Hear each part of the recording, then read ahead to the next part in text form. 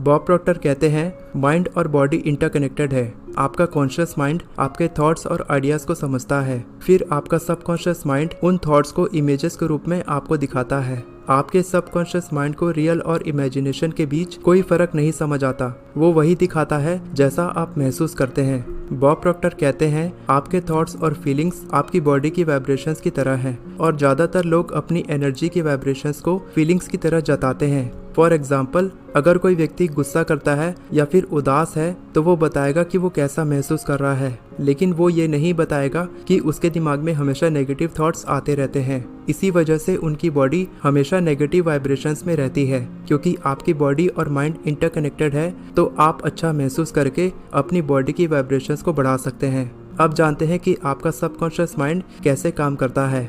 आप जो कुछ भी देखते हो, सुनते हो, स्मेल, टेस्ट या टच करते हो, इन सब सेंसेस से आपके कॉन्शियस माइंड के थॉट्स बनते हैं और आपका सबकॉन्शियस माइंड उन थॉट्स को इमेजेस के रूप में समझता है ताकि आप एक्शन ले सको। जब एक बच्चे का जन्म होता है तब उसका कॉन्शियस माइंड इतना विकसित नहीं होता कि वो अच्छे से सोच और समझ सके। उसके दिमाग में जो भी थॉट्स और आइडियाज आते हैं वो कॉन्शियस माइंड में ना जाकर सीधा सबकॉन्शियस माइंड में जाते हैं। इसीलिए वो बच्चा बिना सोचे और समझे एक्शंस लेता है। हमारे सबकॉन्शियस माइंड की प्रोग्रामिंग हमारे पेरेंट्स की जैसी होती है। Repetition creates paradigm.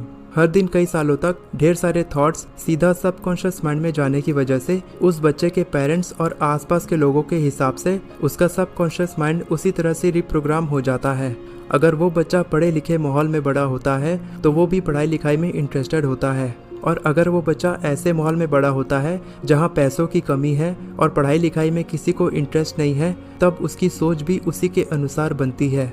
Bob Procter कहते हैं कि वो भी एक गरीब परिवार में पैदा हुए थे और बचपन से उन्हें सिखाया गया था कि जो भी उन्हें मिला है उसमें संतुष्ट रहना सीखो। लेकिन बॉब ने सोचा कि जो उन्हें मिला है वो उसमें संतुष्ट नहीं रहना चाहते, वो हमेशा खुश रहना चाहते हैं। क्योंकि बॉब प्रॉक्टर मानते हैं dissatisfaction is a creative state. ज़्यादातर लोगों को बचपन से सिखाया जाता है कि पैसा कमाने के लिए काम करना पड़ता है, लेकिन बॉब प्रॉक्टर मानते हैं कि काम करना पैसा कमाने का सबसे खराब तरीका है। क्योंकि इस दुनिया में कुछ ऐसे भी लोग हैं जो सोते हुए भी पैसा कमा रहे हैं। कुछ लोग एक महीने में इतना पैसा कमाते हैं जितना कोई एक साल में भी नहीं कमा पाता, क्योंकि बचपन से ही उनके सबकॉन्शियस माइंड को इसी तरह से प्रोग्राम किया गया है।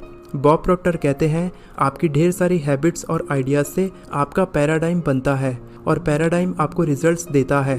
तो अगर आप अपनी लाइफ में सक्सेसफुल होना चाहते हैं, अपनी ज़िंदगी को बदलना चाहते हैं, तो सबसे पहले आपको अपने पैराडाइम को बदलना होगा। इसीलिए कुछ लोग बहुत बड़ा गोल बनाकर भी कुछ भी हासिल नहीं कर पाते हैं, क्योंकि ऐसे लोग कोई एक्शन नहीं लेते हैं। अपनी पुरानी आदतों की वजह से उनको वही रिजल्ट्स बार बार मिलते हैं और ये सब होता है उनके पैराडाइम की वजह से। अब जानते हैं कि बॉब प्रॉक्टर ने अपने पैराडाइम को कैसे बदला। बॉब प्रॉक्टर कहते हैं मैं पहले सोचता था कि मैं अपनी ज़िंदगी में कुछ भी हासिल नहीं कर पाऊंगा, मैं कभी सक्सेसफुल नहीं हो पाऊंगा। लेकिन धीरे धीरे करके मैंने अपने पैराडाइम को बदला। मुझे समझ में आने लगा कि मेरे पैराडाइम मुझे मनचाहा रिजल्ट्स दे सकते हैं। तब मैंने अपने दिमाग में ऐसे थॉट्स, आइडियाज़ और बिलीव्स को लाना शुरू किया जो मुझे सक्सेसफुल बना सकते थे। अपने सबकॉन्शियस माइंड में नए आइडियाज़ को प्रोग्राम करने के लिए मैंने हर दिन एफर्मेशंस प्रैक्टिस करना शुरू किया। मैं हर दिन इस एफर्मेशन को दोहराता था, I am so happy and grateful now that money comes to me in increasing quantities through multiple sources on a continuous basis.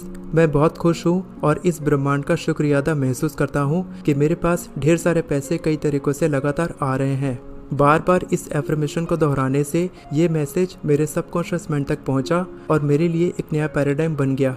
Bob Procter इस एफर्मेशन को रिकॉर्ड करके कई सालों तक अपनी कार में बार बार सुनते थे। लोग उन्हें पागल समझते थे, लेकिन इसी एफर्मेशन की वजह से आज वो इतने सक्सेसफुल एंटरप्रेन्योर बने हैं। बॉब प्रॉक्टर हर दिन केवल एक किताब को बार बार पढ़ते थे और उस किताब का नाम है थिंक एंड ग्रो रिच, जिसे नेपोलियन हिल ने लिखा है। रेपिटेशन की वजह से एक बच्चे की दिमागी प्रोग्रामिंग होती है और इसकी मदद से आप अपने पैराडाइम को बदल सकते हैं। कई सारे सक्सेसफुल लोगों को ये समझ नहीं आता है कि वो हर काम में कैसे सक्सेसफुल हो जाते हैं। उन लोगों ने रिपीटेशन की मदद से अपने दिमाग के पैराडाइम को बदला है, जिसकी वजह से ऐसे लोग अपनी हर मनचाही इच्छा को हासिल करते हैं।